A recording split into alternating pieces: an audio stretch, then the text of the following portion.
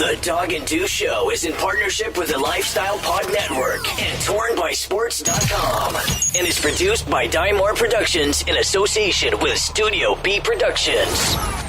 Now, from Studio B in Salt Lake City, here are Dog and Deuce. Thanks for listening to episode 66 of the Dog and Deuce Show. Follow along with these show notes at doganddeuce.com.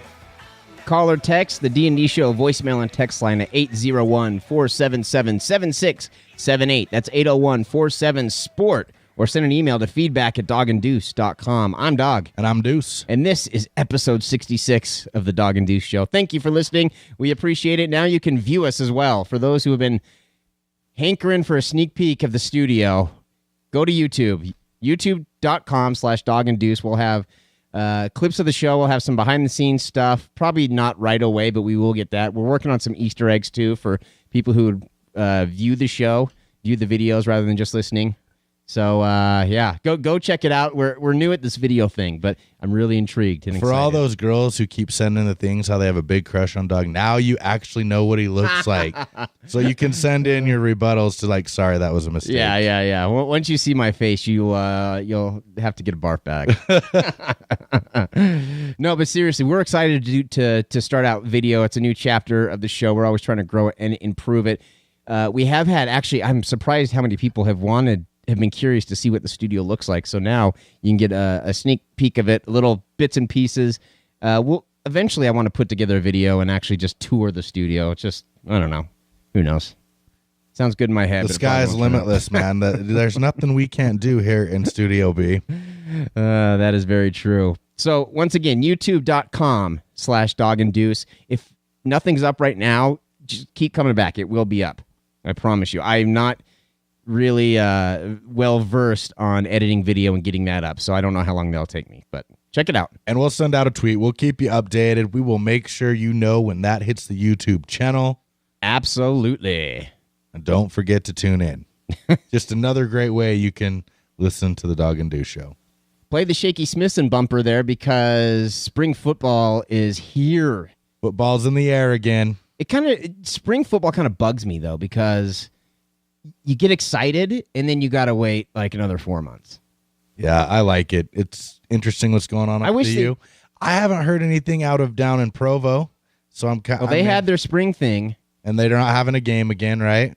No, I think they did. I think it was more because Bronco was like, you got to be responsible with this thing, and it shouldn't be the focus. The focus should be the season, and blah blah blah. It's like, come on, give your fans what they want. But it wasn't a real game. It wasn't an event. Like, you see, here's the thing. If you look at the big schools, right? Right. You got to have the event. If you want football to be, numero uno, which it is in Provo and probably always will be, but you got to have the event. Keep your fans kind of always in focus. Right. That the football program's never leaving. It's not just a scrimmage on a midweek afternoon. It's a Saturday event. Bring your family. And the good thing about it that I find is the best thing about these spring games is sometimes it can be expensive to go to college football games. Not everyone can afford it. The spring game is might be a more feasible way for someone to get a college football experience that might otherwise not have that experience. Why not do that for the fans? Yeah, there's the old marketing principle that you always stay in front of people. Right. If you're in real estate, you send out postcards, and do other marketing efforts every single month. You always stay in front of them. You got to do that with football because football, the season is so short. It's ridiculous how short it is with college football. It's always bugged me. So in that long off season, stay in front of them. Get them excited to come to the stadium. It's LaVell Edwards Stadium. It's legendary. Right. Well, I don't understand what he's afraid of. Injuries. Those games are always, obviously the fluke injury happens or someone might get hurt. But those games are relatively mellow. There's not a whole lot of crazy hits going on, if you will. Yeah. I don't know what the deal is. I really don't. It's weird. Need to make it happen, Bronco. If you need us to, we'll organize it. Yeah, we'll be glad to do that for you. Give us a ring. Yeah, We'll just, $100,000, I think. No, dude. We'll do it for free the first year. We'll do it for free the first year. Once you see how more valuable than that. We'll do it for free the first year because we want to promote and foster a good relationship between Utes and Cougars. But after that, once you see how good it is, then we will charge you. Out the yin-yang. I'll tell you what. We've been doing a good job with fostering good relationship between Utes and Cougars on Twitter. That's for sure. Yeah, we've been doing good. Our good friend Matt Quinney, man, always bringing the conversation. Love it. I absolutely love it. He is the Twitter master. He and even Jimmy Chesh has been getting into it lately. It's fun to get that discussion going and get everyone's opinions on stuff. Yeah, it's good to see that we're trying to broaden the community. Well, we can all come together for the Jazz. That's one thing most people can come together for in the state of Utah. Put it aside. It is. Everything else doesn't matter. Cougar doesn't matter. You all cheer against the Lakers. No doubt about it. Well, speaking of the Jazz, let's get into it. Let's do it. The Jazz, man, they are playing really well. Yes, they had the quadruple overtime loss in Atlanta, but to me, that was, I don't know, I didn't look at it that bad. What was worrisome to me was how long that was going. I mean, I honestly was very nervous about the next day playing New Jersey. The bounce back game. Because if you looked at Paul Millsap, and Al Jefferson, even in the second overtime, they looked gassed. They were just done. And so when you get past 2, and then you're going into the third and then the fourth, and I've never seen a 4 overtime game before in my life, ever. That was the first time. When you get that far, it's like, you know what? Whoever wins, it's not really a good judgment of the team. Does that make sense? For sure. I mean, at that point, it's just kind of, what would I call it? A will of attrition or something. An attrition. Who can last the longest? I mean, let's be honest. They had a 7-game winning streak going into that. 6-game winning streak. Lasted 8 days. They go to Atlanta. Unfortunately, the only thing that bothered me about that game is they had opportunities to shut the door in the first and second overtime. I'm not going to hold they had opportunities at the end of regulation to win as well, but the first and second overtime, they really could have shut the door. It extended to 4. It was a heartbreaking win. The thing that I like to see, and we'll talk, maybe we'll go back to the Hawks in a minute, but the growth of this team. They could have folded it in. No one would have really blamed them, and probably most people did expect him to lose to New Jersey after that. It's against D. Will on his home floor. D. Will has something to prove every time he plays the Jazz. He can possibly go for 50 anytime he plays if he really wants to score. And they came out and put a whooping on him. 21-point victory. Can they follow it up against Boston? I don't know. But the growth of the team to come back the next night after 4 overtime loss. It's easy to come back after the win sometimes on those. The loss and to get a win and a convincing win. Yeah, convincing. Granted, the Nets aren't that good, but they didn't play, 8 quarters. Right. Yeah, I was pleasantly surprised with the Jazz's performance after that marathon game. One thing that really stood out to me in that long, drawn-out game against Atlanta was Gordon Hayward. He was really the only one who didn't seem to get tired. If everyone on the floor, you saw shots were missing short. Everything was short. Nothing was long. Guys did not have that quick step to him. They couldn't accelerate quickly. Gordon Hayward, though, he a couple times late, like in the third and fourth overtime, he would get a rebound and just dribble right down the court, not stop. I mean, and he didn't seem to lose a step. We've been critical of Gordon Hayward. All right, there's no secret there. We weren't happy with the draft pick. I got to say, I'm glad, at least so far, I think we've been proven wrong a bit, and I'm glad about that because he really does seem to be coming along, developing his game and getting better, consistently getting better. So I'm really happy to see that. Yeah, he's improving. His endurance I never questioned.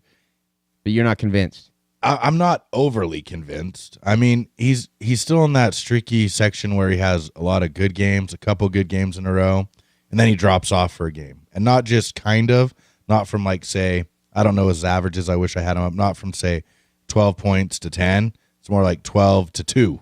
Took C.J. Miles 5 years to get to that point, though. Well, and I don't think we've been always super excited about CJ. But, yeah, that was impressive. He played well in the win over the Jets. Whoa. Oof. Freudian slip. Oof.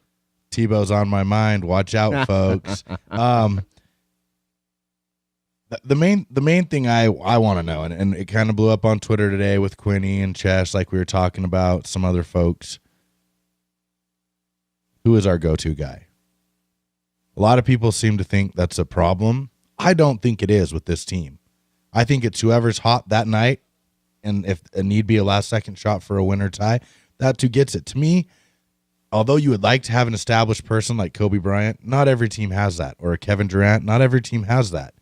The Jazz are kind of a ebb and flow of whoever's hot is the team is the player who's going to lead that night as far as scoring. I don't seem to think that's a problem. What do you think? A lot of people do. Well, we talked about, I think it was last week. I think in the long run, it is a problem. I know what you're saying, and there have been times when it hasn't been a problem this season because you're right. You go with who's hot. But in the long run, when you get into playoffs, when you get into pressure situations, you want to have that guy. It's very important. In fact, I'm thinking the Detroit Pistons were the last team to win a championship where they didn't really have a star player. I mean, they still had Rip Hamilton, Chauncey, Wallace, Rasheed Wallace, but it wasn't one of those guys didn't stand out above the others. You know what I mean? And you got to have that. I would say that Detroit Pistons team was an anomaly. But in a way, doesn't it make more sense that having a specific go-to guy who everyone knows is going to take the shot can actually be more troublesome? Yeah, I know what you're saying. Definitely. Because think about why, if that were that's why the Heat wanted to have LeBron, Bosh, and Wade. You don't really know. I mean, okay, before we get any criticism or feedback, LeBron can't hit the game-winning shot. I heard that. Okay.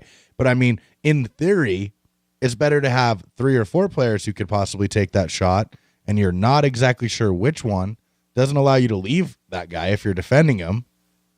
So it makes it easier for any one individual to get an open shot or a good look.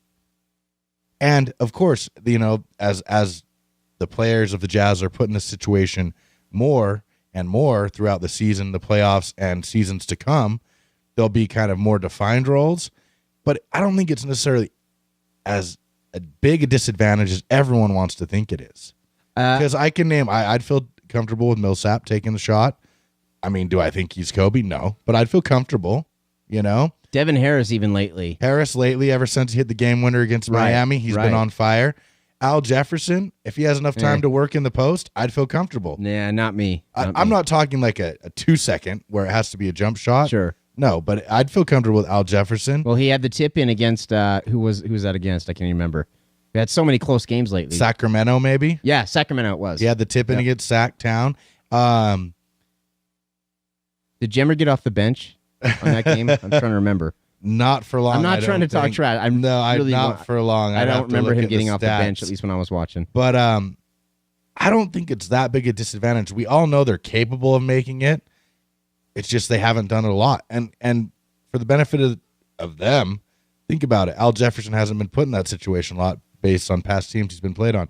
When Millsap, before it was Boozer, before it was Darren Williams, he wasn't going to get the shot most likely. But since Boozer left, he's taken those shots and made quite a few. Since Darren's left, he's even taken more of those shots and made quite a few. I don't understand this fear that we don't have a guy. Millsap has been a stud in the clutch. Oh, yeah. I mean, he'll drop threes on you. He doesn't take a three until the last 1 minute of the game when we need it, and he drains it. Yep. It's crazy. So, I mean, I appreciate the conversation, Chesh, Quinny, but I don't think it's as big a deal as some are making it out to be. And I just wonder, what does it matter? When it comes back to bite us real bad, then I'll start really wondering about it. But at this moment, for this team, the way it's construed and made up, I think it's the best possible scenario.